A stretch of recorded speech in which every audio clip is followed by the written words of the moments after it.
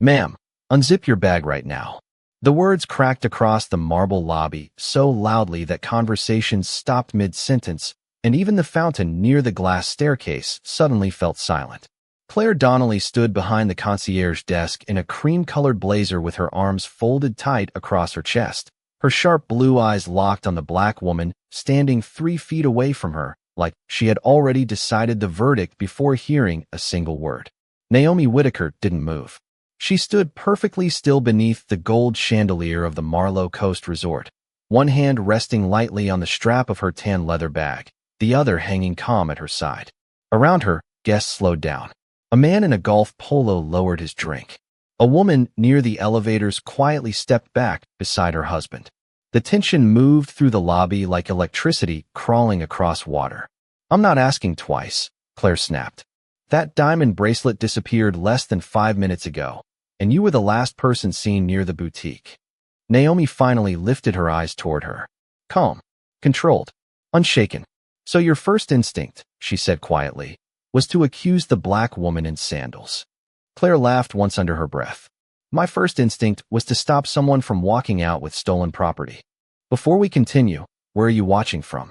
Drop your city or country in the comments below. And if you believe in dignity and justice, hit like and subscribe. These stories spark change, and we're glad you're here. Now, back to Naomi. The lobby of the Marlow Coast Resort sat just off the California coastline, 40 miles north of San Diego, where wealthy executives escaped for private conferences and million-dollar wellness retreats. The floors gleamed like still water beneath the recessed lighting. Fresh orchids sat beside imported sculptures. Every inch of the place whispered exclusivity. And standing in the middle of it all was Naomi Whitaker wearing a loose white linen dress, flat sandals, and no visible jewelry except a thin silver watch on her wrist. She didn't look like the kind of woman the resort staff expected to control billion-dollar investment decisions. That was intentional. Naomi had arrived alone that afternoon under a personal reservation. No assistants. No black SUVs. No executive entourage. She wanted to see the resort the way ordinary guests saw it before signing a new executive partnership contract that could transform the property into the official retreat destination for Whitaker Global Hospitality. But the moment she walked through the lobby, she felt it.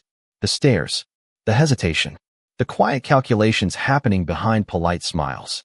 She'd seen that look before. At 16, when a department store cashier followed her mother through 3 aisles because she assumed they couldn't afford the handbag she was holding. At 24, when a hotel manager asked if her corporate credit card belonged to her employer instead of to her. Different city, different faces, same suspicion. A tall white man in a navy blazer suddenly stepped forward from near the boutique entrance. "I told you," he said loudly, pointing toward Naomi. She was lingering around the jewelry display earlier. His name tag read Richard Vale, Executive Platinum Guest. Naomi turned slowly toward him. "Interesting," she said. "You remember my face, but not your own reflection in the boutique mirror 5 minutes ago." Richard's jaw tightened. Claire ignored it. "Security's already reviewing footage," she said coldly. "So if you cooperate now, this doesn't have to become embarrassing." Naomi almost smiled at that word. Embarrassing. The irony sat heavy in the air. Because what Claire didn't know yet was that the woman she was cornering in front of half the resort wasn't a thief, wasn't a random guest, and definitely wasn't powerless. And before the night was over, every executive contract this resort depended on would disappear with a single phone call. Claire Donnelly stepped out from behind the concierge desk with the confidence of someone who had never once been challenged inside her own lobby. Her heels clicked sharply across the marble floor as 2 resort security guards appeared near the elevators, their dark uniforms instantly drawing attention from every guest nearby. Naomi Whitaker remained exactly where she was beside the indoor fountain, calm beneath the growing pressure around her, while whispers spread through the resort lounge like smoke. "There she is," a woman near the cafe entrance murmured quietly to her husband. "That is the guest they are accusing."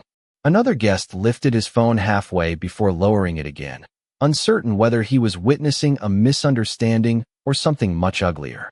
Claire stopped directly in front of Naomi and extended her hand. "Your bag," she said flatly. "Now." Naomi looked at the hand for a moment before meeting Claire's eyes again. You still have not asked anyone else to empty their pockets, she replied. Interesting process. Richard Vale gave a dry laugh from behind them. People who have nothing to hide usually cooperate. Naomi turned slightly toward him. And people who know exactly where stolen things are usually speak first. The words landed harder than anyone expected. Richard's smile faded for half a second before returning again, tighter this time. Around them, the luxury resort kept moving in slow motion. Champagne glasses clinked softly in the rooftop lounge above. A pianist near the restaurant entrance continued playing even though several guests had stopped listening entirely. Outside the giant windows facing the Pacific Ocean, the California sunset painted the water gold. But inside the lobby, the air felt colder by the minute. Claire folded her arms. This resort has standards, she said. And I am responsible for protecting our guests. Naomi nodded once. No, she said quietly. You are responsible for deciding who looks worthy of protection. That sentence hung in the air long enough to make one of the security guards glance down at the floor. Near the concierge station, a young front desk employee named Maya Collins froze while holding a room key envelope in her hand. 26 years old, new to management training, smart enough to understand exactly what was happening. She had seen Richard Vale enter the jewelry boutique nearly 10 minutes earlier while loudly complaining about his delayed spa reservation. She also remembered seeing him leave alone while adjusting something inside his jacket pocket. But now, Claire was staring directly at Naomi like none of that mattered. Maya's stomach tightened, because she had seen this before too. Last winter, a black guest had been asked 3 times whether the luxury SUV parked outside really belonged to him. 2 months later, a Latina business owner had been questioned about whether her executive suite reservation was legitimate. Complaints were filed. Nothing changed. Claire always called it protocol. Naomi slowly adjusted the sleeve of her linen dress and looked around the lobby one more time. She noticed the nervous faces, the guests pretending not to stare, the quiet discomfort settling into every corner of the room. She recognized it instantly. Shame rarely belonged to the people causing the humiliation. It usually landed on the people forced to witness it. Last chance, Claire warned. Open the bag voluntarily before security does it for you. Naomi exhaled slowly through her nose. Not angry, not afraid, just tired. Tired in the specific way people become after surviving the same insult in different forms for decades. At 19, she had been followed through a bookstore because an employee assumed she looked suspicious carrying an expensive leather backpack. At 28, a waiter at a country club handed her someone else's coat because he thought she worked there. Every moment stacked together like bricks. Every assumption another layer.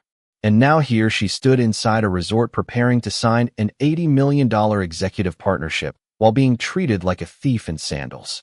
Then Naomi reached into her bag. The security guards straightened instantly. Claire lifted her chin slightly, like she had already won. But instead of pulling out jewelry, Naomi calmly removed her phone. She unlocked it, scrolled once through her contacts, and pressed call. Evelyn, she said as the line connected. Her voice remained smooth enough to cut glass. I need you to begin reviewing every pending executive contract connected to the Marlow Coast Resort. Effective immediately. Claire laughed openly this time. You really expect us to believe that? Naomi did not even look at her. Also notify legal, she continued calmly. Something tells me this night is about to become very expensive for them. The moment Naomi Whitaker ended the call, the atmosphere inside the Marlow Coast Resort shifted in a way nobody could fully explain. It was subtle at first, a pause too long, a silence too heavy. Even Claire Donnelly seemed uncertain for half a second before forcing a cold smile back onto her face. Legal, Claire repeated with a dry laugh. You think throwing around corporate words is going to scare anyone? Naomi slipped her phone calmly back into her bag. No, she replied softly. The truth usually does that on its own.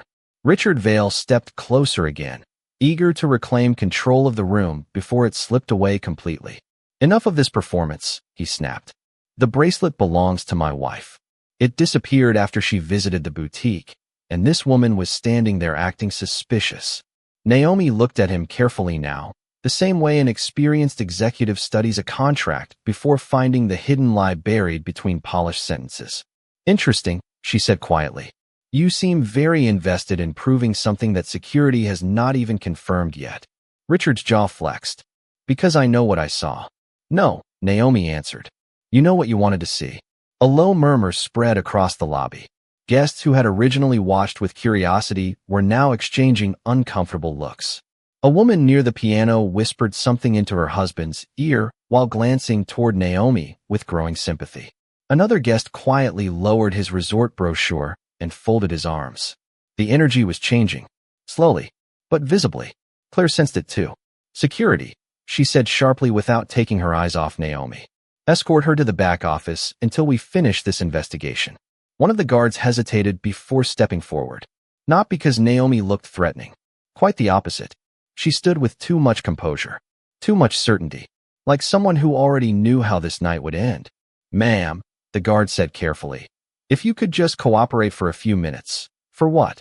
Naomi interrupted gently. To make everyone here more comfortable with their assumptions. The guard stopped speaking entirely. Near the concierge station, Maya Collins felt her pulse rising harder by the second. She had already checked the internal camera feed twice on her screen while pretending to organize guest arrivals. The footage was clear. Richard Vale had entered the boutique alone. Minutes later, he slipped something small and silver into the inside pocket of his blazer while no one else was looking. Maya swallowed hard. Her hands felt cold against the keyboard. Because the more obvious the truth became, the uglier the situation around Naomi looked. Claire turned toward Maya suddenly. Did you finish reviewing the footage? She asked sharply. Maya froze. Every eye in the lobby seemed to shift toward her at once. She started quietly. Claire's expression hardened immediately. A warning without words.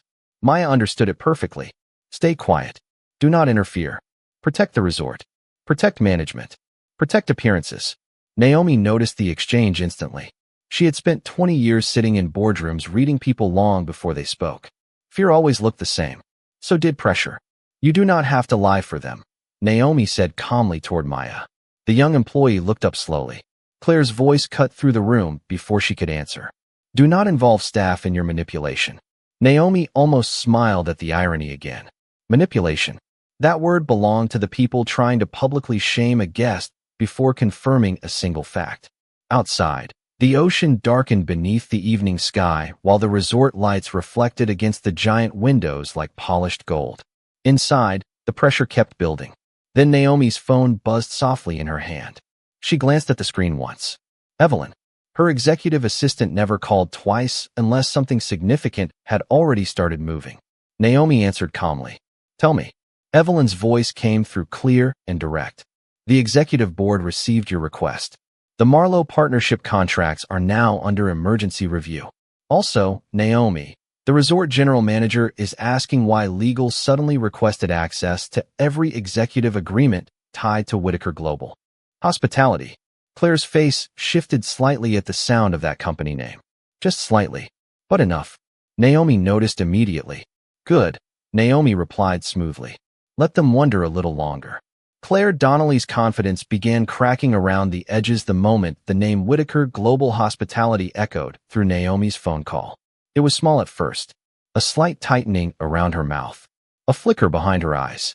But Naomi saw it immediately. Powerful people learned to recognize the exact second certainty turned into fear. Richard Vale noticed it too. Wait, he said carefully, looking between Claire and Naomi. Whitaker Global. Naomi did not answer him. Instead, she slipped her phone back into her bag and glanced toward the giant windows overlooking the Pacific Ocean. Night had settled over the coastline now. The resort lights reflected against the dark water like rows of gold fire. Beautiful from a distance. Cold up close. This situation is over the moment the bracelet is found, Claire said sharply, trying to pull control back into her voice. Until then, nobody is leaving this lobby.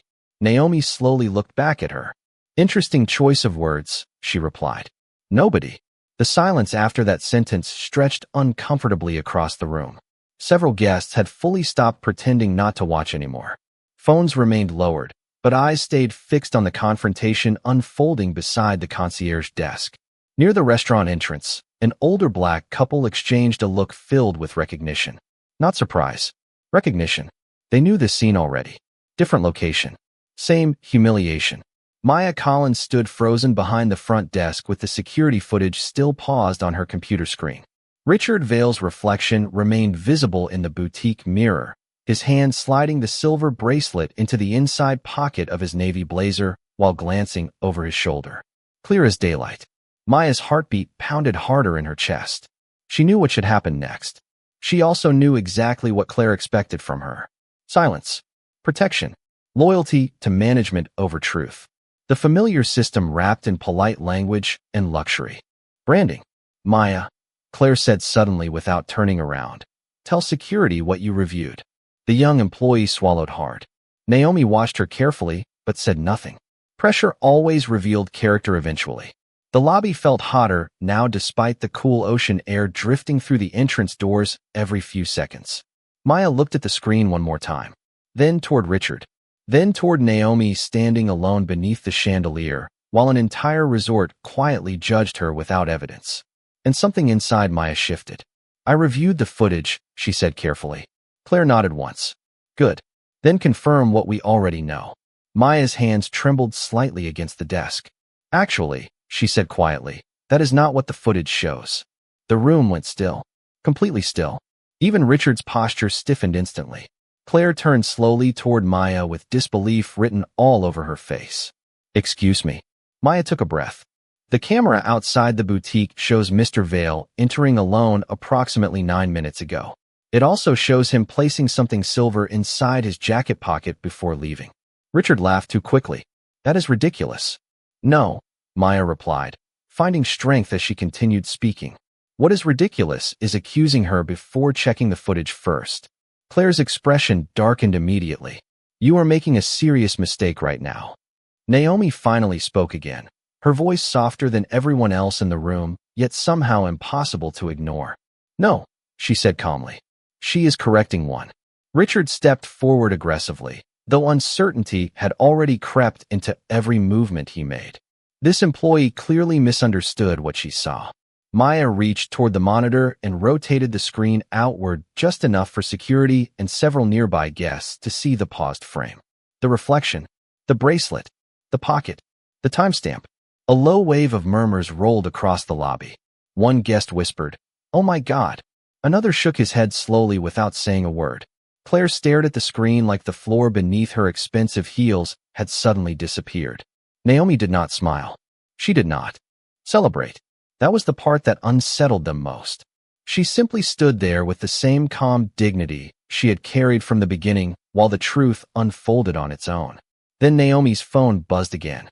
This time she answered immediately. Yes. Evelyn's voice came through clear enough for Claire to hear pieces of it from only a few feet away. Naomi, the resort ownership board has been informed.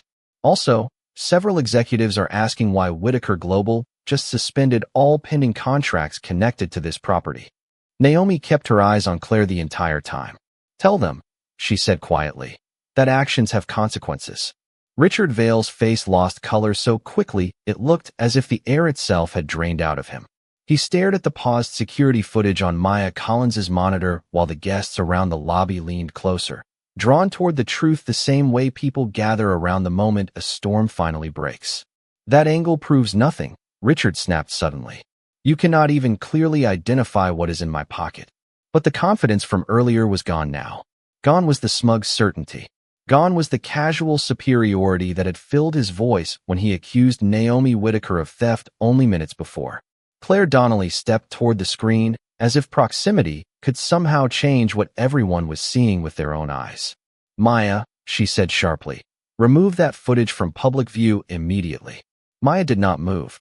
That alone changed the room. Earlier she had looked nervous, uncertain, almost invisible behind the concierge desk. Now she stood straighter. Not powerful yet, but awake. No, Maya answered quietly. Not this time. The sentence hit Claire harder than the footage itself. Because systems like hers depended on silence more than authority. Naomi watched the entire exchange without interruption. Her calmness had become almost unsettling to the people around her.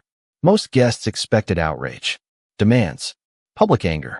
But Naomi stood beneath the chandelier with the same controlled stillness she had carried from the beginning, as if she already understood something nobody else in the room fully grasped yet. She understood. That dignity frightened people more than shouting ever could. A woman near the elevators slowly shook her head. They accused her before checking the cameras, she whispered. Her husband folded his arms tightly. Because they already decided she looked guilty. Those words spread through the lobby like cracks through glass. Because once someone finally says the truth out loud, everybody else suddenly hears it too. Claire turned toward security again, desperate to regain control before the situation collapsed completely. Escort Mr. Vale to a private office while we continue the investigation, she said quickly. Richard spun toward her immediately. What? It is procedure, Claire answered, though her voice no longer sounded convincing even to herself. Richard laughed bitterly. Funny how procedure changes once the cameras point in another direction. Naomi finally looked directly at him again. No, she said softly. Procedure changes once accountability walks into the room. Silence. Heavy. Absolute. The pianist near the restaurant had stopped playing entirely now. Nobody seemed to notice except Naomi. She remembered another silence from years earlier. Atlanta, 23 years old. A luxury retailer near Peachtree Street. A white saleswoman quietly asking another employee to watch her while she browsed handbags because, in her words, people sometimes get ideas when they cannot afford things like this. Naomi remembered standing there holding a purse she could absolutely pay for while pretending not to hear the conversation happening 10 feet away. She remembered the humiliation burning through her chest hotter than anger ever could. And she remembered making herself a promise that day. Never beg to be respected. Build enough power that disrespect becomes expensive. Back in the resort lobby, Naomi's phone buzzed again. This time the expression on her face changed slightly after reading the message. Not fear. Not concern. Recognition. Interesting, she murmured quietly. Claire looked exhausted already. What now? Naomi lifted her eyes toward her. Your ownership board just scheduled an emergency conference call. Claire's posture stiffened instantly. Naomi continued calmly. Apparently, they would like to understand why the future host of their executive retreat program was publicly accused of theft before evidence was reviewed. Maya looked up sharply. Several guests exchanged stunned glances. Richard took one slow step backward. And for the first time all night, Claire Donnelly looked small. Not physically, spiritually. Like someone beginning to realize the room she thought she controlled was collapsing around her one decision at a time. Then Naomi slipped her phone back into her bag and said the one sentence nobody in the lobby would forget afterward. You were never protecting this resort, she said quietly. You were protecting your assumptions. The lobby no longer felt like a luxury resort. It felt like a courtroom where the verdict had already started turning against the people who thought they held power. Claire Donnelly stood near the concierge desk gripping a tablet, so tightly her knuckles had turned pale beneath the soft lobby lighting. Richard Vale paced beside the indoor fountain with restless energy, now replacing his earlier arrogance. Guests whispered openly. Staff members exchanged nervous looks. And through all of it, Naomi Whitaker remained calm enough to make everyone else uncomfortable. One of the security guards quietly stepped away from the confrontation and pretended to check his radio, but Naomi noticed the truth immediately. He was avoiding eye contact. People did that when shame finally reached them. Maya Collins still stood beside the security monitor with the paused footage glowing against the screen. The image of Richard slipping the bracelet into his pocket had become impossible to ignore.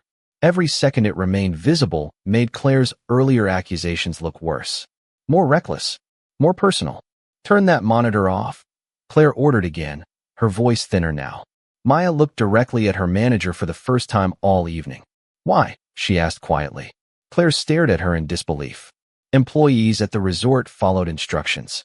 That was the culture. Polished smiles. Quiet obedience. Protect the image at all costs. But something about Naomi standing there alone while refusing to collapse under humiliation had changed the emotional gravity of the room itself. Maya felt it. The guests felt it. Even security felt it. Claire took one sharp step forward. Because I said so. Naomi finally spoke again before Maya could answer. No, she said calmly. Leave it on. Claire turned toward her immediately. You do not give orders here. Naomi tilted her head slightly. That depends who is asking. The sentence landed like a stone dropped into still water. Ripples moved through the lobby instantly. Richard stopped pacing. One of the guests near the elevators quietly whispered, Who is she? Another guest answered under his breath, Somebody important. Naomi reached into her bag again, and this time nobody moved to stop her. Nobody asked questions. The atmosphere had shifted too far already. She pulled out a slim black card holder and removed a single matte business card before placing it carefully on the marble concierge desk between herself and Claire. No dramatic motion, no raised voice, just deliberate certainty. Claire glanced down at it casually at first. Then her face changed completely. Whitaker Global Hospitality. Naomi Whitaker, founder and chief executive officer. The silence afterward felt massive. Maya looked down sharply at the card. One of the security guards muttered, "Oh no," beneath his breath before quickly looking away. Richard stared at Naomi like his mind was trying to rearrange reality fast enough to escape what was happening. Claire picked up the card slowly with trembling fingers. "This is not possible," she whispered. Naomi's expression never changed. And yet here we are. The ocean waves crashed faintly beyond the giant glass windows, while the resort lobby stood frozen around them. Claire looked suddenly much older than she had 15 minutes earlier. The confidence, the authority, the certainty, gone, replaced by the horrifying realization that she had publicly humiliated one of the most powerful hospitality executives in the country before even reviewing evidence. Naomi stepped slightly closer to the desk, her voice still smooth and measured. "You accused me of stealing," she said quietly, inside a resort asking, "my company for an $80 million partnership." Claire opened her mouth, but no words came out. Naomi continued, "You did not investigate first. You did not verify facts first. You saw a black woman dressed casually and decided she fit the story more comfortably than the wealthy white guest standing beside you." Richard immediately protested. "That is not fair." Naomi turned toward him slowly. "Fair," she repeated softly. "You lost the right to discuss fairness the moment you watched this happen and said nothing." The guests around them stood completely silent now. Not distracted, not whispering, listening. Because moments like this exposed more than individuals. They exposed systems, assumptions, habits hidden beneath polished customer service language. Naomi's phone rang again. This time she placed it on speaker without breaking eye contact with Claire. Evelyn's voice filled the lobby clearly. "Naomi, the ownership board has joined the emergency call. They want immediate clarification regarding the suspension of all executive contracts connected to the resort." Naomi nodded once. "Good," she said calmly. "Tell them I am ready to explain exactly why their future just changed tonight." The words settled over the lobby like thunder after lightning. Nobody moved. Nobody even seemed willing to breathe too loudly. Claire Donnelly still held Naomi Whitaker's business card in her hand, staring at it as though it might somehow become less real if she looked long enough. But the black matte finish, the silver lettering, the company seal at the bottom corner, all of it sat there undeniable beneath the chandelier light.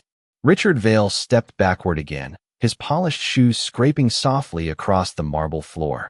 Earlier, he had carried himself like a man accustomed to being believed instantly. Now he looked like someone calculating exits that no longer existed. The guests surrounding the concierge area had fully stopped pretending this was none of their business. Phones quietly appeared now. Not dramatic, not aggressive, just enough to document what everyone suddenly realized they were witnessing. Accountability. Claire finally found her voice again, though it sounded fragile now. "Miss Whitaker," she said carefully. "If there has been some misunderstanding." Naomi raised one hand slightly, and Claire stopped talking immediately. Not because Naomi shouted, not because she threatened anyone, but because true authority rarely needed volume. "A misunderstanding," Naomi repeated softly. Interesting choice of words. She stepped closer to the concierge desk, close enough now that Claire could no longer hide behind professional posture or polished corporate language. "You accused me publicly before checking evidence. You instructed security to isolate me before reviewing footage. You allowed assumptions to replace facts because I looked more believable as a suspect than the man standing beside you in a $5,000 blazer." Richard opened his mouth immediately. "Now hold on." "No," Naomi interrupted calmly. "You hold on. That is the first thing you should have done before speaking tonight." A low murmur moved through the crowd again. One woman near the elevators quietly nodded to herself. An older man standing beside the piano folded his arms and said under his breath, "She is absolutely right." Maya Collins remained behind the desk, but something inside her had changed permanently now. Earlier, she had looked afraid of speaking. Now she looked angry she ever hesitated. She glanced again at the paused footage on the monitor, and then toward Naomi standing completely composed while the entire resort unraveled around her. Maya realized something in that moment she would remember for the rest of her career. Naomi was not powerful because she owned companies. She was powerful because humiliation had failed to break her. Claire tried again, desperation beginning to leak into every word. "Miss Whitaker, perhaps we can continue this conversation privately." Naomi almost smiled. "Privately?" she asked softly. "You were comfortable humiliating me publicly." The silence after that sentence cut deeper than yelling ever could. Richard suddenly straightened his jacket and forced a laugh that sounded hollow even to himself. "This is getting blown out of proportion." Naomi turned toward him slowly. "You planted stolen jewelry in your own pocket," she said, then stood there while a black woman was accused in front of an entire lobby, "because you assumed suspicion would naturally fall toward me instead of you." Richard's face tightened immediately. "That is a serious accusation." Maya spoke before Naomi could answer. "Not anymore," she said firmly. "The footage confirms it." Claire closed her eyes briefly like the room itself had become too heavy to stand inside. Naomi's phone buzzed again on speaker mode. Evelyn's voice filled the lobby instantly. "Naomi, the ownership board is requesting immediate confirmation. Are we officially terminating the executive partnership negotiations?" Every eye in the lobby locked onto Naomi at once. Even the security guards stood motionless now.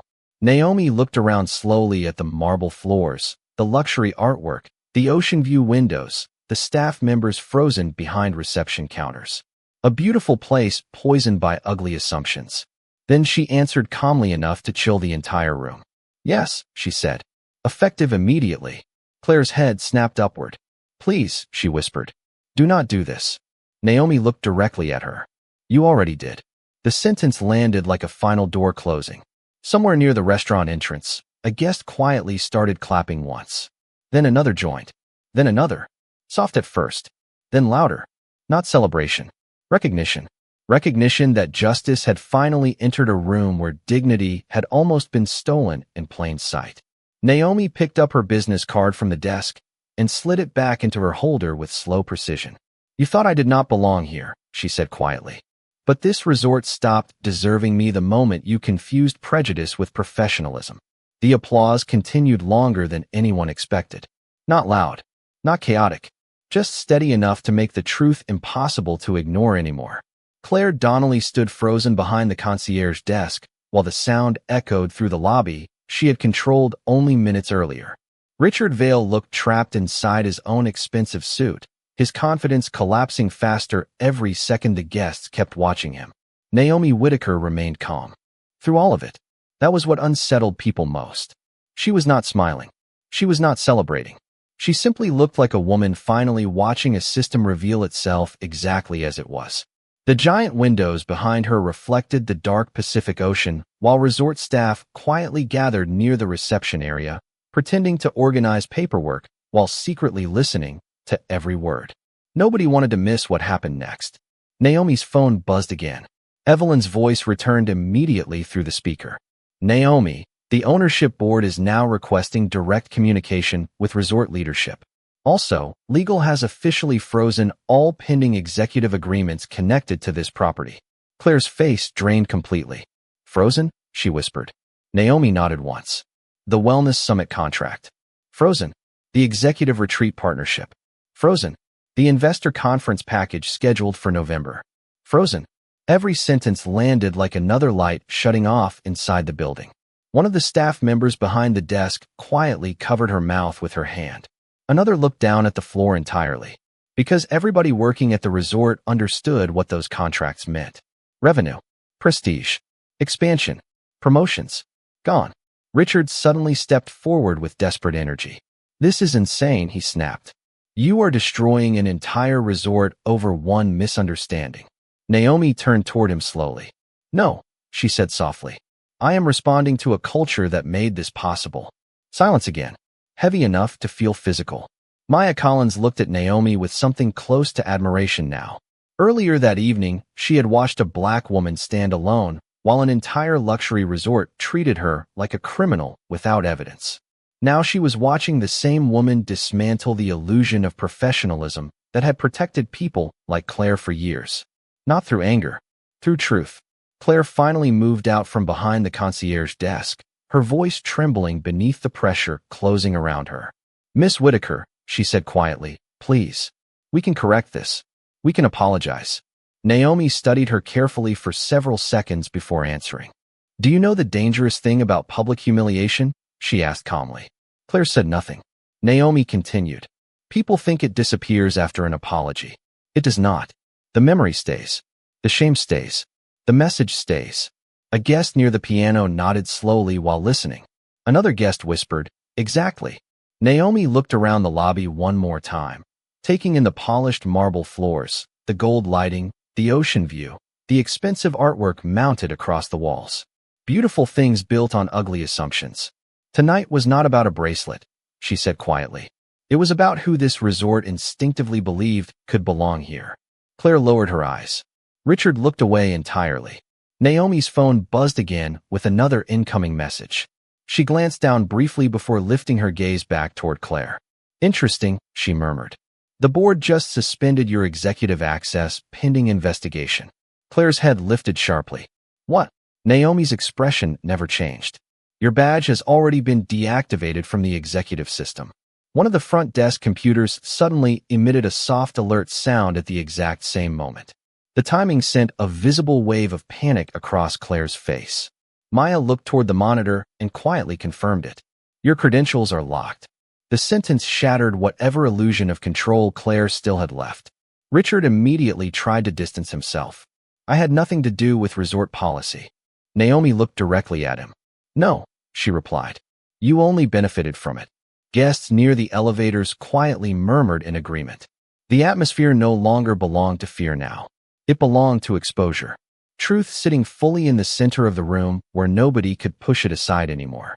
Naomi reached for her bag calmly and adjusted the strap over her shoulder. "I spent years building spaces where successful Black professionals could walk through the front door without being treated like intruders," she said quietly. "Tonight your resort reminded me why those spaces still matter." Then she looked directly at Claire one final time. "You did not lose these contracts because I am powerful," Naomi said softly. "You lost them because you forgot how to treat people with dignity when you thought nobody important was watching." The lobby stood completely still after Naomi Whitaker finished speaking. No music, no casual conversation, no sound except the distant rhythm of Pacific waves beyond the glass walls of the resort. Claire Donnelly looked like someone watching her entire career disappear in real time. Richard Vale no longer tried defending himself. Even the staff members behind the concierge desk had stopped pretending this night would somehow return to normal. Because everyone understood the truth now. This had never been about missing jewelry. It had been about judgment. About who people instinctively trusted. About who they instinctively doubted. Naomi adjusted the strap of her bag calmly and turned toward the entrance doors. The applause from earlier had faded into something quieter now. Respect. Reflection. A heavy awareness settling across the room. Maya Collins stepped away from the concierge desk before Naomi could leave. "Miss Whitaker," she said carefully. Naomi stopped and looked toward her. Maya swallowed once before continuing. "I should have spoken sooner." Naomi studied her for a moment. Then she gave a small nod. "But you did speak," she replied softly. "And that matters." Maya lowered her eyes briefly, emotional in a way she clearly was not expecting. Because deep down she understood something most people in the lobby were only beginning to realize. Courage did not always arrive first. Sometimes it arrived after fear. Sometimes it arrived after watching someone else refuse to surrender their dignity. Naomi reached into her bag once more and removed a business card before handing it to Maya. "If you ever decide you want to work somewhere that values integrity more than appearances," she said quietly, "call my office." Maya stared at the card in disbelief while several nearby employees exchanged stunned looks. Claire watched the interaction silently, her face pale beneath the lobby lights. Earlier that evening she had looked at Naomi and seen suspicion. Now she was watching the same woman offer opportunity to someone who chose honesty over comfort. That contrast hurt more than punishment ever could. Richard suddenly cleared his throat. desperate to recover even a fraction of dignity before the night ended. "Miss Whitaker," he said awkwardly, "I think everyone here can agree this situation escalated unnecessarily." Naomi turned slowly toward him one last time. "No," she answered calmly. "This situation escalated exactly the way prejudice always does when nobody interrupts it." The words settled over the room with quiet finality. Nobody argued. Nobody could. One of the older guests near the elevators nodded slowly and murmured, "That is the truth right there." Naomi glanced once more across the marble lobby. The concierge desk, the frozen staff members, the security guards who had nearly escorted her away before facts mattered, the guests who watched silently until evidence forced the room to wake up. She saw all of it clearly now, and somehow she did not look angry. She looked resolved. Outside, the cool California night wrapped around the resort entrance while valet attendants stood motionless beneath the gold lights. Naomi walked toward the doors with the same calm confidence she carried when she first arrived, but the energy behind her had completely changed. Guests stepped aside instinctively now, not because they feared her, but because they finally understood who she was long before the business card ever appeared. Claire suddenly spoke again, her voice barely above a whisper.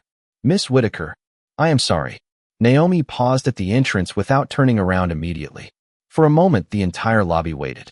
Then she looked back over her shoulder and answered with the kind of calm that only comes from surviving disrespect too many times to count. "You should be," she said softly. "Not because I own a company, not because I canceled contracts, but because you looked at another human being and decided dignity depended on appearance." Claire lowered her head completely. Naomi pushed open the glass doors and stepped into the ocean air beyond the lobby. The sound of the waves rolled softly through the night while the doors slowly closed behind her. Inside the resort, nobody moved for several seconds afterward, because long after the contracts were canceled, long after the executives finished their emergency calls, and long after the lobby returned to silence, one truth would remain inside that building forever. Naomi Whitaker never raised her voice that night. She raised the standard.